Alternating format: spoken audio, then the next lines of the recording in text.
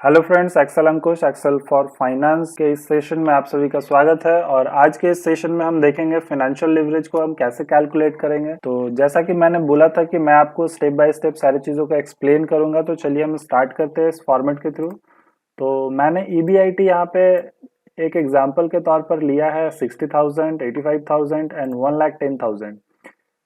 तो हम फिर से देखेंगे कि हम कैसे सारे चीज़ों को कैलकुलेट करेंगे। तो मैं सिंपली सारे ऑप्शंस को पहले रिमूव कर दे रहा हूँ ताकि मैं हर ऑप्शन को आपको एक्सप्लेन करता जाऊँ और उसको कैसे कंप्यूट करेंगे वो भी मैं आपको एग्जैक्टली बता दूँ, ताकि आपको कोई भी दिक्कत ना हो। देखिए, कुछ डेटा होता है जो ऑलरेडी गिवन होगा आपके बैलेंस शीट पे, आपके अदर स्टेटमेंट्स पे। तो ईबीआईटी सबसे पहले हमको कलेक्ट करना है। ईबीआईटी हमने मेजर कर दिया, यहाँ पे मैंने अलग अलग बेस ईयर लिए हैं। देन हम लोग को सबसे पहले percentage change in EBIT calculate करना है कि आपका जो बेस ईयर है इसके अकॉर्डिंग डिक्रीज और इंक्रीज कितना परसेंटेज हो रहा है। तो जैसा कि हमने ऑपरेटिंग लिवरेज में कैलकुलेट किया था, सिमिलरली हम यहाँ पर कैलकुलेट करेंगे। तो मैंने आपको बोला था इक्वल टू करना है, ब्रैकेट ओपन करिए, बेस ईयर को सिलेक्ट करके डिवाइड करना है आपको सेम बेस ईयर से और ब्रैकेट क्लोज करके एंटर कर दीजिए। तो आपका ये परसेंटेज मोड पे आ जाएगा। दोस्तों, यहाँ परसेंटेज को आप पहले अप्लाई कर लें या फिर आप बाद में भी इस पे क्लिक कर सकते हैं वैल्यू कंप्यूट करने के बाद, ताकि आपका परसेंटेज फॉर्मेट शो करे। देन हम लोग इसको क्या करेंगे, सिंपली आगे ड्रैग करेंगे। देन ड्रैग करने के बाद मैंने आपको बोला था इसको माइनस कर देना है आपको इस बेस परसेंटेज से। तो आपका एग्जैक्टली कितना परसेंट हो रहा है वो आपका शो करेगा। देन सिमिलरली मैं इसको इधर ड्रैग करूंगा और ड्रैग करके मैं इसमें से क्या करूंगा, माइनस कर दूंगा बेस ईयर के परसेंट को। तो इस तरह से आपका यहाँ पर डिक्रीज हो रहा है 29% ईबीआईटी, देन इंक्रीज हो रहा है 29% ईबीआईटी। तो हम देखेंगे कि इसका क्या इम्पैक्ट पड़ेगा ईपीएस पर, यानी कि अर्निंग पर शेयर पर। तो सबसे पहले हम बात करेंगे इंटरेस्ट सेक्शन की। तो इंटरेस्ट में आपके पास नंबर ऑफ ऑप्शंस है। सबसे पहले हम बात करेंगे लोन अमाउंट की। तो सपोज हमने लोन ले रखा है 1,00,000 रुपया, जिसके लिए हमने फिक्स्ड चार्जेस पे करने हैं 9% के रेट से। तो आपको बैंक को कितना पे करना होगा, तो हम इक्वल टू करेंगे और हम इस लोन अमाउंट पर जाएंगे और मल्टीप्लाई करेंगे परसेंटेज से। जो भी आपका परसेंटेज होगा देन हम इंटर कर देंगे। तो यहाँ पे आपका वैल्यू आ गया कि 9,000 आपको इंटरेस्ट पे करना है, यानी कि ये हर साल क्या होगा, फिक्स होगा। जो भी आपका रेट है वो क्या होता है, फिक्स होता है। तो हर कंडीशन के बेसिस पे ये क्या होगा, फिक्स होगा। देन हम अदर लोन की बात करेंगे। अगर अदर कोई लोन है अवेलेबल, रेट ऑफ इंटरेस्ट उसका है, तो वो यहाँ पर मेंशन होगा। सिमिलरली हम उसको भी इसी तरह से कैलकुलेट करेंगे कि इक्वल टू जो आपका टोटल अमाउंट होगा लोन का मल्टीप्लाई ये।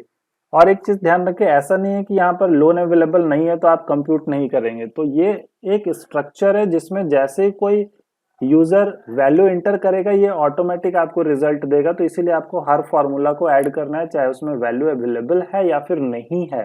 देन इंटर करेंगे और सिमिलरली मैंने आपको बोला था कि सेलेक्ट करके आपको क्या करना है, कंट्रोल आर कर देना है, ताकि आपका फॉर्मूला राइट में रिपीट हो जाए। Then total amount of debenture. तो डिबेंचर हमने 40,000 का इशू किया है, जिसके लिए हम 5% के रेट से डिबेंचर होल्डर को इंटरेस्ट पे करेंगे। तो सिमिलरली हमको क्या करना है, इक्वल टू देना है। देन 40,000 का 5% मल्टीप्लाई कर देंगे हम। तो ये मेरा वैल्यू कंप्यूट हो जाएगा। देन मैं इसको ड्रैग कर दूंगा या कंट्रोल आर से रिपीट कर दूंगा। उसके बाद अगर आपने बॉन्ड इशू किया है तो बॉन्ड का भी एक फिक्स्ड रेट ऑफ इंटरेस्ट होता है जो कि आपको बॉन्ड होल्डर्स को पे करना होता है। तो हम इक्वल टू करेंगे, इस अमाउंट को हम फिर से मल्टीप्लाई करके कंप्यूट कर लेंगे इस तरह से। देन हम इसको ड्रैग कर देंगे। तो ये मैंने वेरियस इंटरेस्ट कैलकुलेट किए, जिसमें आपका एक लोन है जो कि आपने बैंक से लिया था, अदर लोन अवेलेबल अगर होगा जो कि अदर कोई फाइनेंशियल इंस्टीट्यूशन से आपने लिया है। बहुत सारे फाइनेंशियल इंस्टीट्यूशंस होते हैं जो कि लोन प्रोवाइड करते हैं। देन डिवेंचर अगर आपने इशू किया है, देन बॉन्ड आपने इशू किया है। तो ये सारे चीजों के बेसिस पे हम इंटरेस्ट कैलकुलेट करेंगे। देन आपको इंटरेस्ट को क्या करना है, ऐड करना है। तो हम इक्वल टू करेंगे, सेलेक्ट करेंगे, देन प्लस करेंगे, सेलेक्ट करेंगे, देन प्लस करेंगे, सेलेक्ट करेंगे, देन प्लस करेंगे, सेलेक्ट करेंगे। दोस्तों, यहाँ पे आप ड्रैग नहीं कर सकते हैं वन टाइम में सम करके, क्योंकि ये इंडिविजुअल डेटा है। आपको सबको ऐड नहीं करना है, आपको पर्टिकुलर डेटा को ही ऐड करना है। तो इस तरह से आपको करना है, सेलेक्ट करके देन आपको इसको सिंपली क्या करना है, ट्रैक कर देना है। देन इंटरेस्ट मैंने आपको बोला था फिक्स्ड फाइनेंशियल चार्जेस होता है, तो देखिए यहाँ पे ये फिक्स है। देन हम लोग बात करेंगे अर्निंग बिफोर टैक्स की। तो अर्निंग बिफोर टैक्स यानी कि आपका जो ईबीआईटी है, ईबीआईटी में से अगर आप इंटरेस्ट को माइनस कर देते हैं तो आपका अर्निंग बिफोर टैक्स कैलकुलेट होता है। तो सिंपली आपको इक्वल टू करना है और जो भी आपका अर्निंग है उस अर्निंग को आप क्या करेंगे, माइनस कर देंगे आपके इंटरेस्ट वाले सेक्शन को। तो सिंपली क्लिक करें तो ये आपका डिडक्ट हो गया। देन आपको सिलेक्ट करना है और कंट्रोल+R करना है तो आपका फॉर्मूला ऑटोमेटिक रिपीट होगा और ये कैलकुलेशन हो जाएगा। तो हमको पता चल गया कि मेरे बिजनेस में अर्निंग बिफोर टैक्स कितना है, क्योंकि हमने इसमें से इंटरेस्ट डिडक्ट कर दिया है। देन रेट ऑफ इंटरेस्ट जो 18% है, तो अमाउंट हम कैसे कैलकुलेट करेंगे, तो इक्वल टू करेंगे जो आपका अर्निंग बिफोर टैक्स है उसको सिंपली क्या करें आप मल्टीप्लाई कर दें। मल्टीप्लाई किससे करना है, तो रेट ऑफ टैक्स से, तो टैक्स से मल्टीप्लाई कर दिया। देन सिमिलरली मैं इसको ट्रैक कर दूंगा। अब अर्निंग आफ्टर टैक्स आपका कितना होगा, तो टोटल अर्निंग अभी मेरे पास इतना था जिसमें से हमको टैक्स को क्या करना है, माइनस कर देना है। तो इस तरह से आपका क्या हो जाएगा, कंप्यूट हो जाएगा कि आपके पास अर्निंग आफ्टर टैक्स कितना बचा। अब इस टैक्स को देने के बाद आपके पास प्रेफरेंस शेयर और इक्विटी शेयर होल्डर्स होते हैं। तो सबसे पहले हम प्रेफरेंस शेयर होल्डर्स को पे करते हैं, क्योंकि प्रेफरेंस शेयर होल्डर को हम fix rate of dividend pay करते हैं। तो 20,000 का हमने प्रेफरेंस शेयर इशू किया था, 10% हमको डिविडेंड पे करना है। तो हम क्या करेंगे, इक्वल टू करेंगे 20,000 का 10% कैलकुलेट कर लेंगे। तो 2,000 आया जो कि फिक्स होगा। देन अर्निंग कितना अवेलेबल है इक्विटी शेयर होल्डर्स के पास, तो इक्वल टू करना है टोटल अर्निंग आफ्टर टैक्स में से माइनस कर देंगे प्रेफरेंस शेयर को जो भी हमने पे किया है। देन हमको सिंपली इसको ड्रैग करना है। तो इस तरह से आपका कंप्यूट हो गया।